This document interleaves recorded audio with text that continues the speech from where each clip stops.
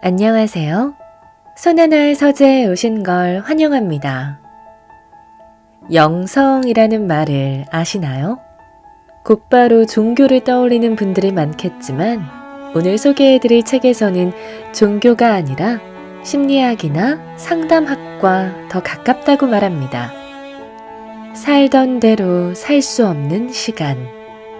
안시오 작가는 영성이란 모든 인간이 갖고 있는 능력으로 한 개인을 우주와 연결시켜주는 우주적 에너지라고 설명하는데요. 이를 통해 말기암을 이겨내고 30억 빚을 갚은 사람도 있다고 합니다. 어떤 내용인지 함께 읽어볼까요?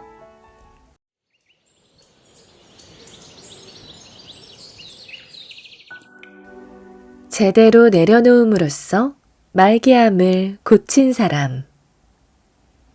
오래된 지인 중에 좀 특별한 분이 있습니다. EBS에서 강의도 하셨던 한국 고대사 연구가인데 지식인들을 그룹으로 모아 마음 공부를 지도하셨어요. 말하자면 도력이 상당한 분이었습니다.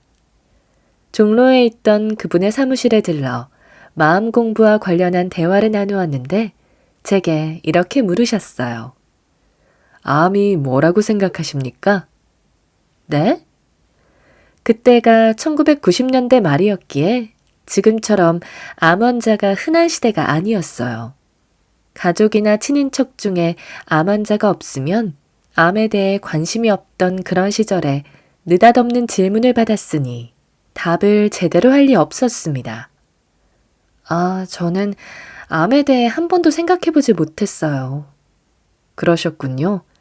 그러면 오늘 분명하게 알고 가시면 좋겠네요. 암은 병이 아닙니다. 암은 현대인이 만든 퍼포먼스예요. 그분의 말씀이 얼마나 강렬하게 들렸는지 오래도록 기억에서 사라지지 않았습니다. 그날 이후로 저는 암이란 무엇인가에 대해 관심을 갖고 다각적으로 공부하게 되었습니다.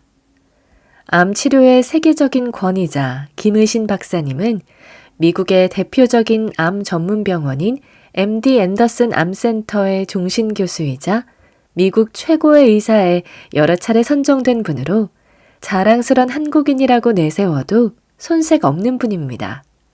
그분이 몇 해 전 한국으로 돌아와 경희대 후마니타스 암병원에서 양한방 융복합 연구를 하며 후학들을 지도하셨는데 한 인터뷰에서 흥미로운 이야기를 들려주셨습니다.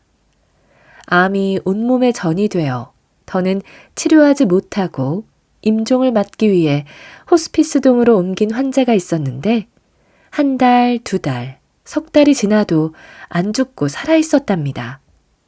다시 검사를 해보니 암이 없어진 건 아니고 활동을 멈추고 있더랍니다. 과학적으로 설명할 수 없는 기적이 일어난 것입니다. 김 박사님은 그동안 암 전문의로 일하면서 이런 기적이 일어난 암 환자를 20명 정도 본 것 같다고 하셨습니다.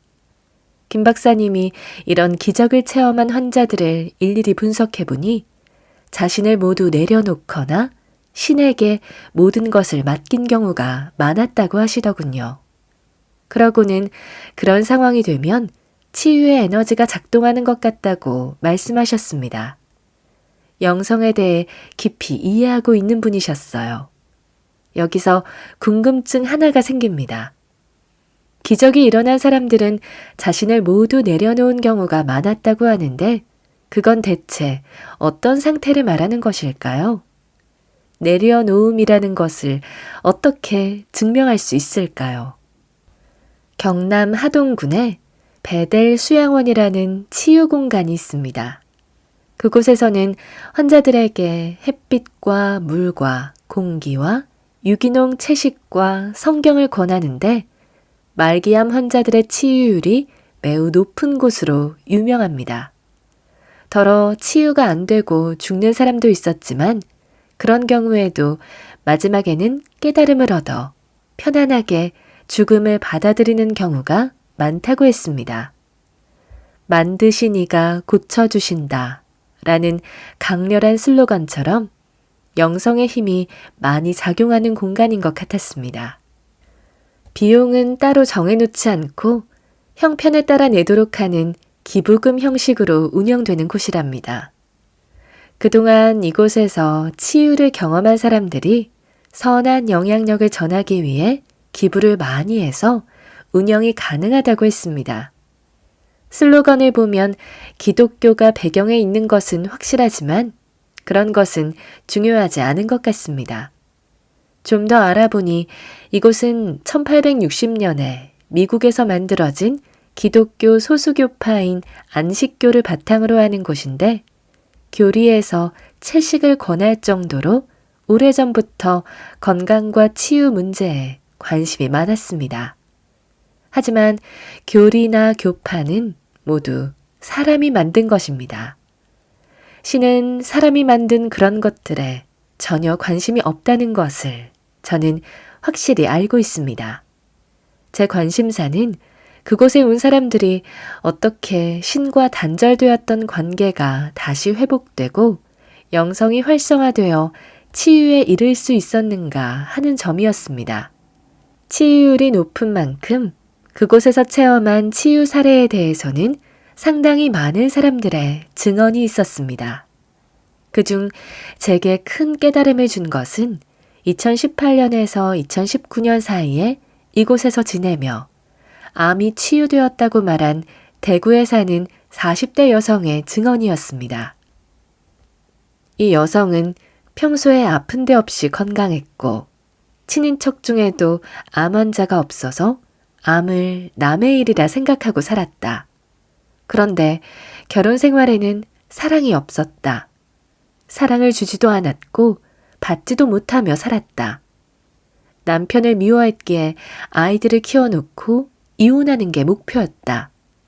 남편을 미워했던 이유는 술 좋아하고 친구들과 어울려 노는 것을 좋아하는 남편이 신혼 시절부터 자신과의 약속은 언제나 뒷전이었던 데서 오는 불신이 쌓이고 쌓였기 때문이었다. 아이가 태어나면 달라질까 했으나 마찬가지였다. 나는 왜 이런 사람을 남편으로 만났을까? 원망과 불만과 미움으로 가득한 결혼 생활이었다.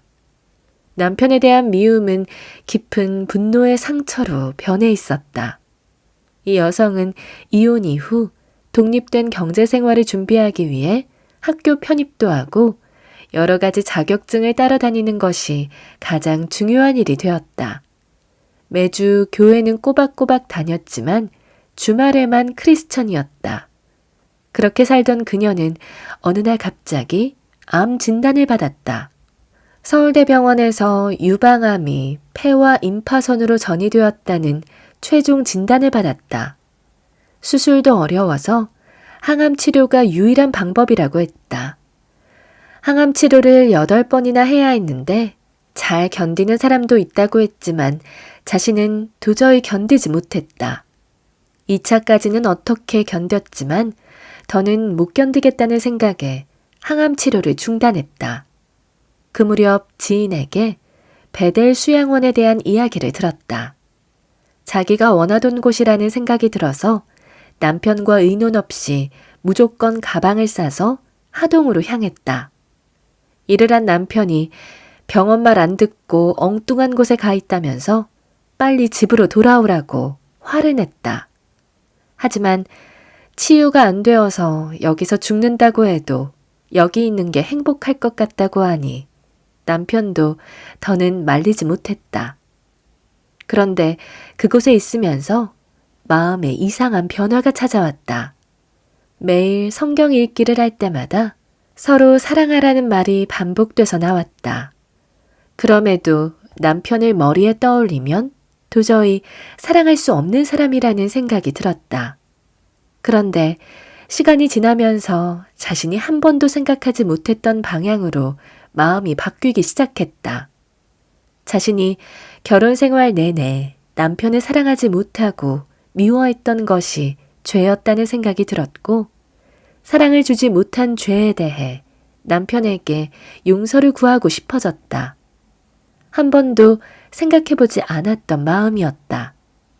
자신도 이런 마음이 드는 게 의아해서 금방 사라질 것이라 생각했다. 하지만 그 마음이 사라지지 않고 그대로 있어서 하루는 가장 친한 친구에게 전화해서 자신의 심정에 대해 털어놓았다. 친구는 아무래도 많이 아프다 보니 정상 심리가 아닌 것 같다며 난 네가 어떻게 살아왔는지 다 아는데 네가 네 남편을 미워했던 것은 당연한 거다. 용서를 구해야 할 사람은 네가 아니라 네 남편이라고 했다. 틀린 말은 아니었다. 자신도 불과 얼마 전까지는 친구와 똑같이 생각했으니. 그런데 베델 수양원에 와서 성경을 읽다가 불쑥 이런 마음이 들었다고 한다. 사람은 모두 하느님의 자녀다. 나도 하느님의 자녀다. 그러면 남편도 하느님의 자녀다. 그렇다면 내가 그를 미워할 권리는 없다. 왜냐하면 그는 하느님의 자녀이기 때문이다. 하느님에게 허락도 받지 않고 그분의 자녀를 미워한 것은 죄다. 그건 내가 잘못한 거다. 그런 마음이 사라지지 않고 계속되자 그녀는 남편에게 전화를 걸었다.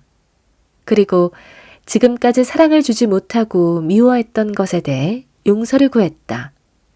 남편은 처음에는 어리둥절하다가 이내 자신이 잘못 산 것 같다며 참회의 눈물을 흘렸다.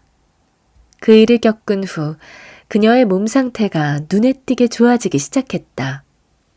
병원에서는 이해할 수 없는 일이 일어났다고 놀라워했다. 도대체 그녀에게 무슨 일이 일어난 걸까요? 이 증언을 통해 저는 그녀의 생명을 다시 살리는 일에 신의 개입이 있었음을 느낄 수 있었습니다. 영성에 관한 공부를 해오면서 저는 다음과 같은 것을 배웠습니다. 인간에게 가장 힘든 3가지 일은 물질적 위협이나 정신적 성취가 아니라 첫째, 미움을 사랑으로 갚는 일. 둘째, 죄를 짓고 쫓겨난 이들을 다시 받아들이는 일. 셋째, 자기가 잘못임을 인정하는 일이라고 배웠습니다. 3가지 모두 에고가 단단하게 버티고 있으면 할 수 없는 일입니다. 자신을 제대로 내려놓는 것은 에고가 부서져야 가능한 것인데 이건 의지로 되는 일이 아니기 때문입니다. 저는 이 여성의 이야기를 다 듣고 나서 꼬박 1주일 동안 묵상하는 시간을 가졌습니다. 이 여성의 내려놓음에 대해 깊이 생각해보고 싶었습니다. 그녀는 결혼 생활 동안 부당한 상처를 준 상대방에게 분노할 권리, 부정적 판단, 무관심한 행동을 버리고 연민과 관대함, 심지어 상대에게 사랑을 주지 못한 자신의 죄를 고백할 수 있었습니다. 이것은 영의 힘입니다. 자신이 늘 피해자라고만 생각하며 살았는데 그게 아님을 알게 된 것입니다. 내려놓는다는 것은 에고를 부서뜨리는 일입니다. 이 여성은 활성화된 영성의 힘으로 에고를 부서뜨렸기에 제대로 내려놓을 수 있었습니다. 그 자리에 신이 개입할 수 있었던 것입니다. 인간의 영성은 다음 3가지 관계 속에 자리하고 있습니다. 첫째, 신과 사람. 둘째, 사람과 사람. 셋째, 사람과 자연. 우리가 영성을 활성화시켜야 하는 이유는 대부분 이 3가지 관계가 단절된 가운데 살아가고 있기 때문입니다. 내가 사랑해야 할 사람을 제대로 사랑하지 못할 때 사람과 사람의 관계에도 단절이 옵니다. 그리고 이 3가지 관계가 빗나가거나 단절되었을 때 병이 오거나 고통을 겪습니다. 영성이 활성화되어 영의 힘이 생길 때 우리는 단절된 관계를 회복할 방법을 찾을 수 있습니다. 단절된 영성의 회복으로 30억의 빚을 갚은 사람. 가까운 지인 중에 명상가라고 할 수 있을 만큼 명상 경력이 오래된 엔지니어가 있습니다. 원래 그는 영성의 세계와는 완전히 단절된 인생을 살았던 사람이고 과거에는 물질적 욕망으로 가득 차 있었다고 고백했습니다. 하지만 최근에 만난 그는 마음이 따뜻하고 상대에 대한 배려가 많은 사람이어서 의아했습니다. 자신은 원래 그런 사람이 아니었다면서 바닥을 치고 일어난 변화의 과정이 있었다고 했습니다. 저는 그의 인생 이야기를 자세히 들으며 그가 전하는 메시지가 무엇일까 꾸준히 묵상하였습니다. 그는 전자회로를 설계하는 엔지니어였다. 주로 일본에서 가져다 쓰던 전자회로 설계도를 국산화할 수 있는 기술을 가진 덕에 벌이가 좋았고 더불어 애국자라는 자존감도 높았다. 구체적으로 그는 일본 기술을 가져와 사용하던 아파트의 무인 경비 시스템과 무인 관리 시스템을 국산화시키는 일을 했다. 돈이 술술 벌리니 하고 싶은 대로 하면서 살았다. 부모한테 물려받은 돈을 쓰는 것도 아니고 내가 벌어서 쓰는데 뭐가 문제냐고 생각했다. 그는 차를 2대 가지고 있었다. 하나는 업무용으로 사용하는 BMW였고 다른 하나는 취미로 타는 벤츠 컨버터블이었다. 영화의 한 장면처럼 지붕이 열린 차에서 음악을 크게 틀어놓고 석양을 바라보며 달리는 것이 그의 꿈이었고 40쯤에 그것을 이룰 수 있었다. 그는 주로 겨울에 벤츠 컨버터블을 탔다. 추운 겨울에 지붕 열어놓고 달리는 건 또라이나 하는 짓 아니냐고 생각하는 사람도 있지만 오픈카는 겨울에 타야 제맛이라고 했다. 차 지붕을 열면 머리 위로는 차가운 공기가 느껴지지만 완벽하게 설계된 시스템 덕분에 차 안에 앉아있는 몸은 기분 좋은 열기 속에 있어서 전혀 추위를 느끼지 못한다고 한다. 그러니 머리는 시원하고 몸은 따뜻한 아주 기분 좋은 상태가 되기 때문에 말 그대로 머리를 식힐 수 있는 최적의 상황이 만들어진다고 했다. 그는 이처럼 에고가 강한 삶을 살았다. 프로젝트를 추진하다 보면 여러 사람들과 어울리며 일하게 되는데 그는 머리 나쁜 사람을 싫어했고 일 못하는 사람이나 발전 없이 늘 제자리에 있는 사람을 무시했다. 국어라는 거지도 싫어했으며 노숙자를 비난했다. 사회의 밑바닥으로 떨어질 수밖에 없었던 불운한 삶에는 무관심했다. 모든 타인의 불운에 대해 무관심했다. 그러던 어느 날 그의 인생에 중대한 사건이 발생했다. 도무지 이해할 수 없는 사기 사건에 걸려들고 만 것이다. 제품 설계도만 팔았어야 했는데 돈을 더 벌겠다는 욕심에 완성품을 만들어 납품하기로 한 것이다. 납품 계약서에 독소 조항이 있었는데도 설계도만 팔 때보다 이익이 많이 남는다는 사실에 눈이 멀어 그냥 넘어간 것이 화근이었다.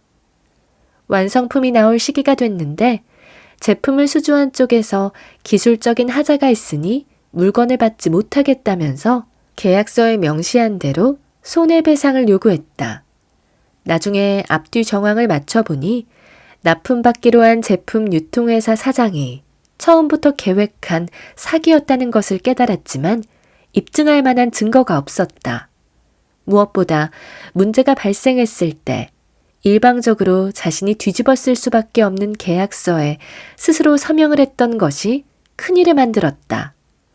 따지고 분석하기 좋아하는 그의 성격상 일반적이지 않은 계약 조건을 그냥 넘어갔다는 사실이 가장 믿을 수 없었다. 스스로도 납득이 가지 않았다. 돈에 대한 욕심이 그의 판단을 마비시켰다고 생각하는 것 말고는 다른 이유를 찾기 어려웠다. 그 무렵 회사가 보유한 현금이 별로 없었기 때문에 빚을 얻어 이 문제를 해결하기로 했다.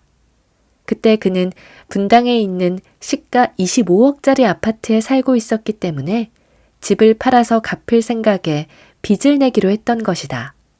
그런데 1금융권에 대출을 신청했지만 턱없이 부족한 금액만 나왔다. 그때가 2007년이었는데 부동산 광풍이 지나간 뒤라 강도 높은 대출 규제가 시작되어 원하는 금액의 대출을 해줄 수 없다고 했다. 어쩔 수 없이 이금융권에서 일하던 지인의 도움으로 추가 대출을 받았다. 부동산 투자 거품이 꺼지자 25억짜리 고가 아파트는 보러 오는 사람조차 없었다. 급한 사정을 잘 아는 부동산 중개업자에게서 전화가 왔다. 사장님, 10장에 사겠다는 분이 계셔서 전화드렸습니다. 10장이라면 10억인데 그것으로 빚을 해결하기에는 어림도 없었다. 그는 10억으로는 어렵다는 답을 하고 전화를 끊었다. 그것이 마지막이었다. 더는 연락이 오지 않았다. 결국 그것도 어리석은 판단이 되고 말았다. 결과적으로 그때 10억이라도 파는 게 나았다. 집을 못 팔고 시간을 보내다가 결국 경매가 들어왔다. 2번의 유찰을 거쳐 6억에 낙찰되었다. 너무 억울한 가격이었지만 어쩔 도리가 없었다. 갚지 못한 빚은 그야말로 눈덩이처럼 불어나 급기야 사채까지 끌어다 쓰는 지경에 이르렀다. 무서운 불면증이 덮쳐왔다. 마음속에 화와 원망이 가득했다. 24시간 화가 나 있으니 잠을 잘 수가 없었다. 잠이 날아간 머릿속은 지옥이었다. 그보다는 머릿속이 지옥이라 잠이 날아갔다는 게 맞을 것이다. 잠 대신 분노에 사로잡힌 그는 자신을 망친 사람의 멱살을 잡고 목을 조르고 싶었다. 넌 나를 망친 세상에서 가장 나쁜 놈이야. 넌 죽어야 해. 지옥에 가야 해. 진짜 지옥 같은 나날이었다. 사기를 당했다는 사실이 너무 창피했다. 자살을 생각했다. 하지만 남은 가족에게 너무 무책임한 일이라 그 마음은 곧 지워버렸다. 사채 회사의 실무를 맡고 있던 과장은 사장의 지시로 혹시 그가 죽을까봐 미행을 했다. 이유는 단순했다. 죽으면 돈을 못 받기 때문이었다. 회사도 문을 닫으며 모든 의욕이 없어진 그는 자신의 밥벌이와 상관없는 책을 읽기 시작했다. 그것은 그동안 전혀 해보지 않던 일이었다. 그는 살아오면서 자신의 돈벌이와 관련된 기술 서적 이외에는 책을 읽어본 적이 없었다. 그때부터 거의 매일 도서관에 출근하면서 동서양 고전을 가리지 않고 읽기 시작했다. 특히 노자의 도덕경을 읽을 때는 눈물이 났다. 내가 왜 이런 세계를 모르고 살았을까 한탄스러울 정도로 빠져들었다. 자신은 자연의 이치대로 살지 않았고 반자연적으로 살았음을 알게 되었다. 눈물이 날 만큼 가슴을 파고드는 깨달음이 있었다. 크게 깨달은 만큼 앞으로는 자연의 이치대로 살아야겠다는 생각을 했다. 이자가 밀리니 사채회사 과장이 집으로 찾아와 왜 매일 도서관에 가는지 물었다. 그때 비로소 미행당하고 있다는 것을 알게 되었다. 그 무렵 기적 같은 일이 일어났다. 사채회사 과장이 6개월분 이자를 자기 월급으로 대납해주고 있었다는 것을 알게 된 것이다. 그 과장은 그쪽 분야 일에 잘 훈련된 전형적인 사채회사 직원이었다. 인간미를 기대할 수 있는 사람이 아니었다는 뜻이다. 감사할 생각도 들었지만 기이하다는 생각이 더 컸다. 그가 더 이상 생활비를 줄 수 없게 된 이후 그의 아내는 갖고 있던 폐물과 해외에 나갔다 올 때마다 사다 준 명품 가방을 하나씩 팔아서 생활비로 사용하는 것 같았다. 부자는 망해도 3년은 먹을 것이 있다는 말을 실천하듯이 가진 것들을 팔아서 버티던 그의 아내는 가까운 파리바게트에 새벽 알바 자리를 구했다. 알바가 끝나면 제과 제빵사 자격증을 따려고 학원에 다녔다. 계속 이렇게 살 수는 없었고 그도 다시 일을 시작해야 하는데 무엇을 어떻게 해야 할지 방향이 잡히지 않았다. 그 무렵 전자기기 설계를 원하는 어떤 업체에서 전화가 왔다. 정말 오랜만의 일이었다. 그와 거래가 있던 업체가 아닌 신생업체였는데 지인에게 소개받았다고 했다. 사무실을 방문했는데 규모가 아주 작은 회사였다. 브리핑을 들어보았더니 예전에 그가 설계해 본 적이 있는 기계의 원리를 응용하기만 하면 되는 일이었다. 그는 기분이 좋아져서 제가 잘할 수 있는 일이네요. 라고 대답했다. 그런데 그 회사 사장이 설계 비용을 막무가내로 깎았다. 업계 표준 단가로 봤을 때 2천만 원이 넘는 설계를 400만 원에 해달라고 졸라댔다. 그는 기가 막혔다. 아니, 단가 협상도 웬만해야 협상이 되는 거지. 이러면서 서로 감정만 상하지 일이 되겠어요? 저를 소개받으셨을 때 경력에 대한 기본 정보는 들으셨을 텐데요.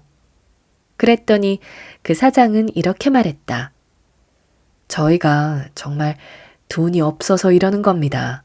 혹시 다음번에도 맡아주신다면 그땐 제 값을 드리도록 할게요. 정말 기가 막히는 일이었다. 시제품 만드는 비용을 제외하면 설계를 50만 원에 해줘야 한다는 계산이 나왔다. 그는 설계를 부탁한 사장의 눈을 보았다. 미안해하는 표정이었다. 이 사람의 속을 어찌 알겠나 싶었지만 이상하게 진심이 느껴졌다.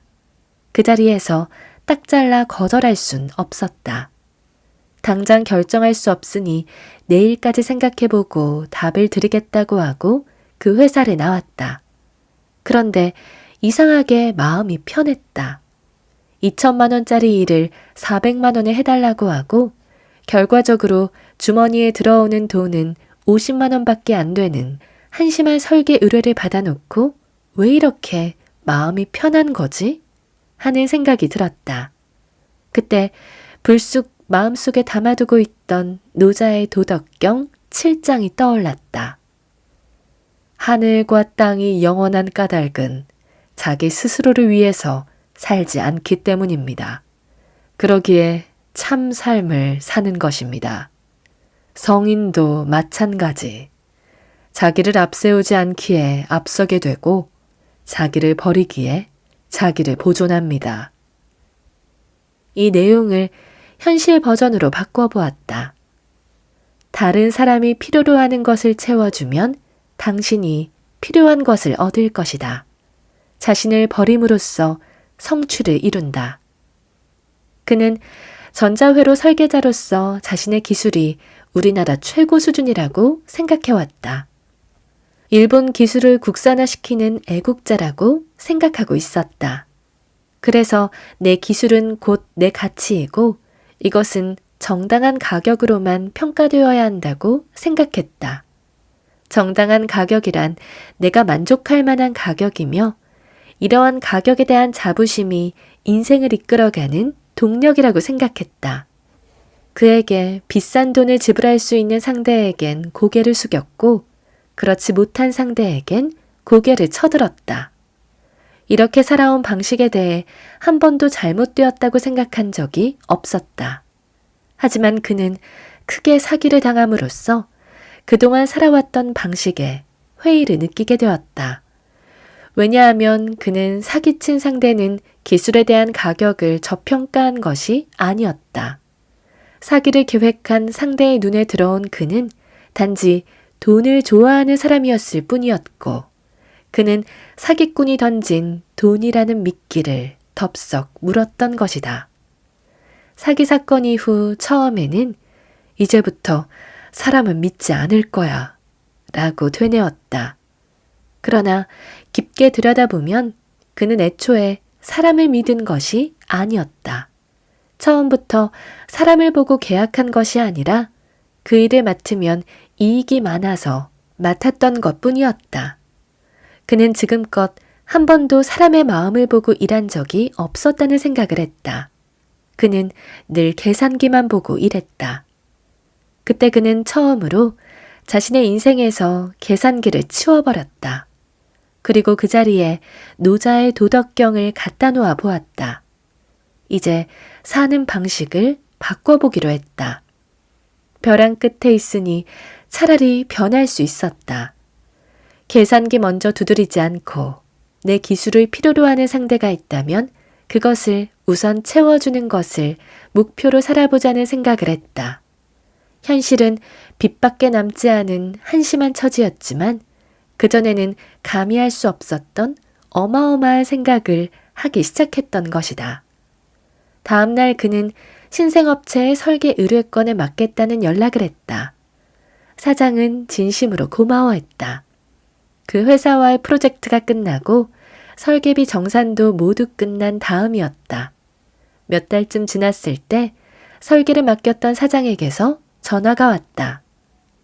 지난번에 설계비를 너무 싸게 해주셔서 고마움과 미안함이 남아있었어요. 그래서 오늘 120만 원을 송금했어요. 예상치 못한 일이라 너무 놀라웠다. 100만 원은 이자 내는 데 사용하고 20만 원은 유니세프에 기부하기로 했다. 빚쟁이가 맞지만 이 120만 원은 큰 의미가 있는 돈이었기에 그래야만 할 것 같았다. 한푼이 아쉬운 상황이었지만 20만 원을 떼어내는 행위를 통해 스스로 다르게 살기 시작했다는 확인을 하고 싶었다.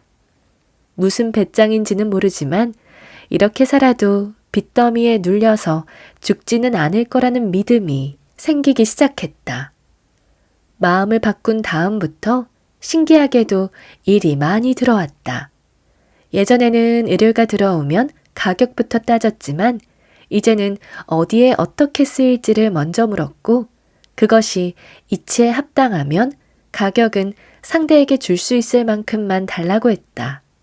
그는 자신의 기술이 업계 최고 수준이라고 생각하고 살았던 사람이기 때문에 예전에는 가격이 안 맞으면 아니, 이 사람들이 뭘 모르네 하고 화부터 냈지만 마음속에서 계산기를 치워버리기로 작정한 이상 기술에 대한 가격은 애초부터 0이었다.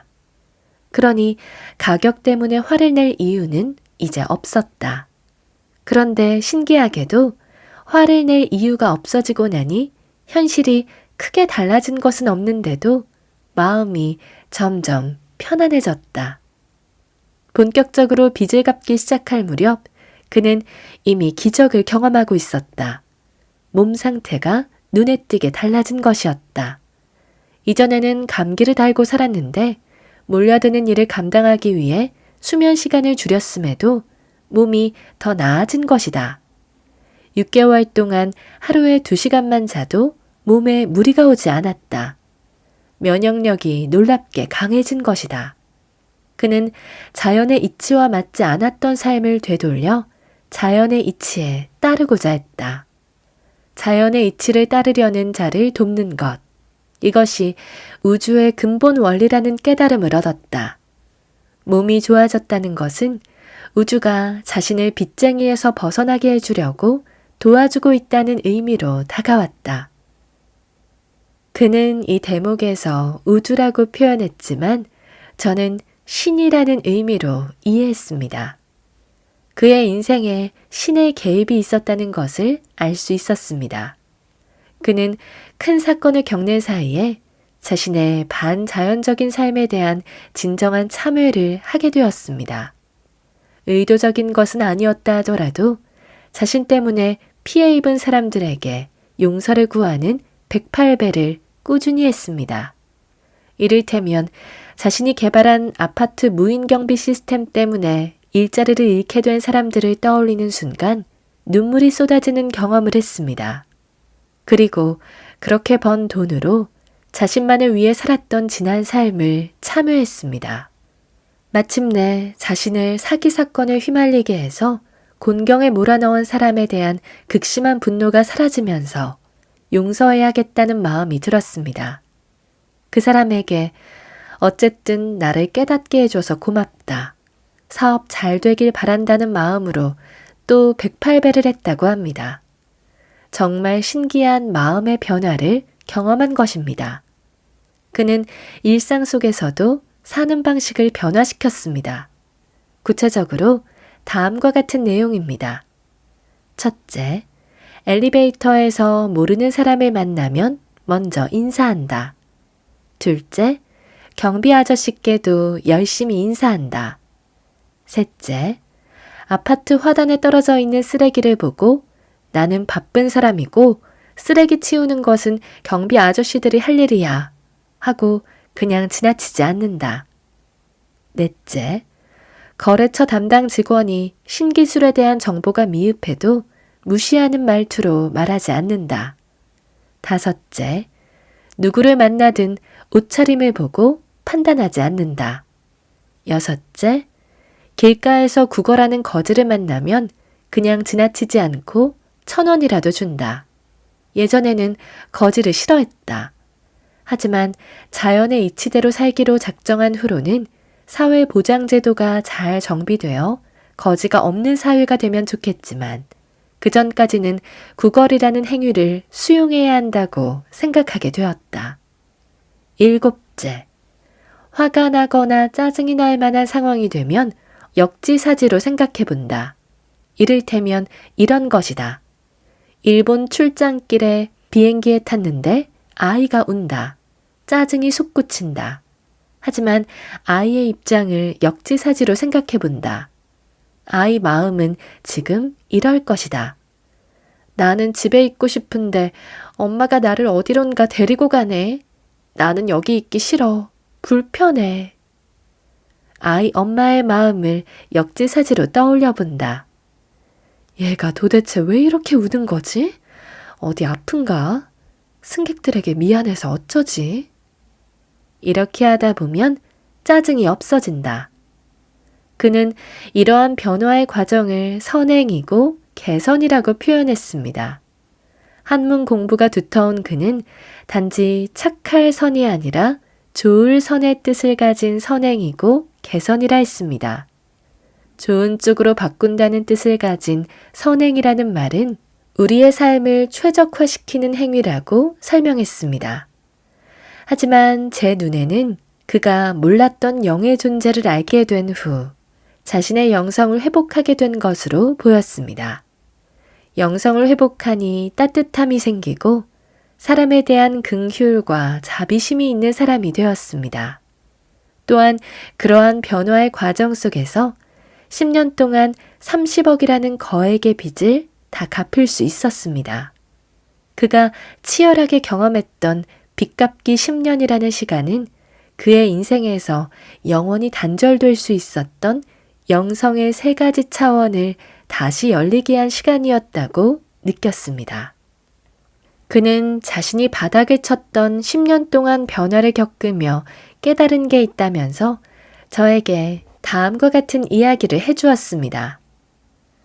작은 도시에서 포장마차를 하며 힘들게 살아가는 할머니가 있어요. 할머니에겐 병든 남편과 아들이 맡겨놓고 간 손자가 있을 뿐이지요. 정부에서 차상위 계층 대상자로 지정한 것도 아주 최근의 일이라 그 전에 남편 병원비 때문에 쓰게 된 일수 빚이 있었어요. 빚을 못 갚으니 일수업자가 보낸 깡패가 와서 돈 안 갚으면 포장마차를 다 때려 부수겠다고 협박을 하곤 했습니다. 이럴 때 할머니는 2가지 방식으로 대처했어요. 이놈들아, 여길 때려 부수려면 나를 먼저 죽여라 하는 방식과 이놈들아, 마음대로 때려 부숴라. 그런다고 나 죽지 않는다. 이렇게 2가지 방식이었어요. 할머니 인생에 기적이 일어나려면 후자의 태도가 필요합니다. 전자의 태도는 그동안 내가 살아왔던 방식이었어요. 물론 나뿐 아니라 많은 사람들이 이렇게 살아가지요. 나는 이거 없으면 죽는데 어떻게 놓나. 마지막 남은 건 이거 하나뿐인데 어떻게 놓을 수 있느냐 말이에요. 나한테 이 포장마차가 전부고 이 포장마차가 없으면 살아갈 수 없다고 생각하지만 내가 포장마차가 없어도 살 수 있다고 생각하는 순간 힘이 생기고 도와주는 사람이 나타납니다. 기적은 사람을 통해 나타나니 도와주는 사람이 나타나야 기적이 오는 것입니다. 오늘 저와 함께한 시간 어떠셨나요? 편안한 시간이 되었길 바라며 또 들러주시길 기다리겠습니다. 그럼 잘 자요.